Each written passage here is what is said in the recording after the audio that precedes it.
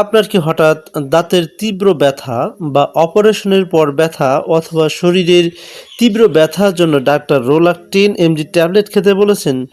এই ঔষধটি আসলে কি কাজ করে, কিভাবে খেতে হয়, কাদের জন্য এটি ঝুঁকিপূর্ণ হতে পারে? আজকের এই ভিডিওতে খুব সহজ ভাষায় রোলাক ট্যাবলেট সম্পর্কে সব গুরুত্বপূর্ণ তথ্য জানাবো, তাই ভিডিওটি স্কিপ না করে পুরো ভিডিওটি শেষ পর্যন্ত দেখতে থাকুন। এবং যারা মেডিসিনের রিভিউ জানতে এখনও চ্যানেলটি সাবস্ক্রাইব করেননি, সো বন্ধুরা চ্যানেলটি এখনই সাবস্ক্রাইব করে দিন। প্রথমে জানবো রোলাক্টিন কি।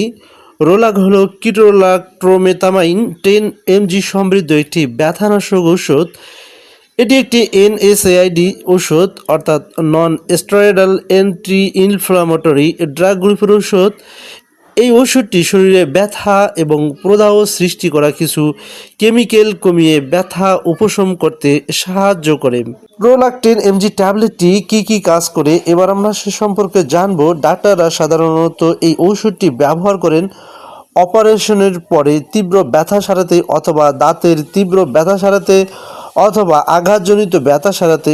এছাড়াও পেশির ব্যথা বা জয়েন্টের ব্যথা বা হঠাৎ তীব্র ব্যথা কমানোর জন্য ডাক্তাররা এই ট্যাবলেটটি রোগীদেরকে দিয়ে থাকেন।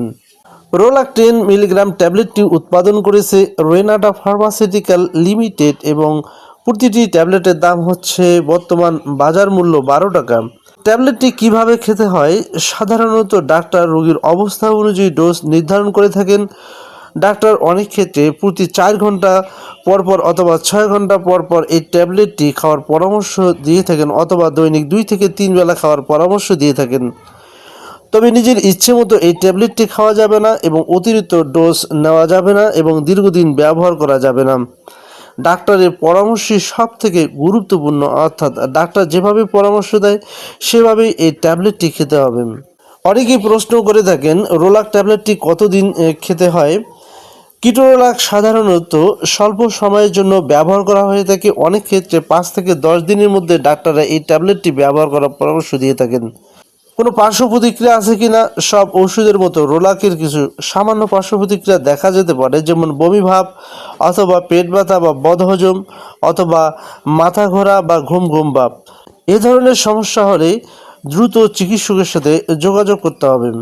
কারা কারা এই ট্যাবলেটটি খাওয়ার ব্যাপারে সতর্ক থাকবেন? যাদের পেটে আলসার রয়েছে, অথবা কিডনির সমস্যা রয়েছে বা লিভারের সমস্যা আছে, এছাড়া অতিরিক্ত গ্যাস্ট্রিকের সমস্যা আছে বা রক্তপাতের সমস্যা আছে, তারা অবশ্যই ডাক্তারের সাথে পরামর্শ করে এই ট্যাবলেটটি খাবেন।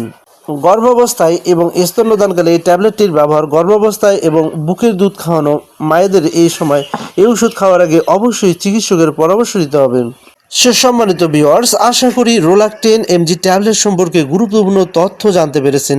ভিডিওটি ভালো লাগলে অবশ্যই লাইক করুন, শেয়ার করুন এবং স্বাস্থ্য বিষয়ক আরও ভিডিও পেতে আমাদের এই চ্যানেলটিকে সাবস্ক্রাইব করুন।